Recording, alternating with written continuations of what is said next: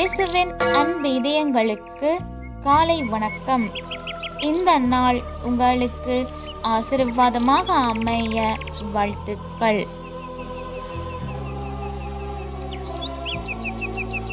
இப்புதிய நாளுக்கான ஆசீர்வாத இறைவசனம் திருப்பாடல்கள் அதிகாரம் 130 இறை வார்த்தை 5.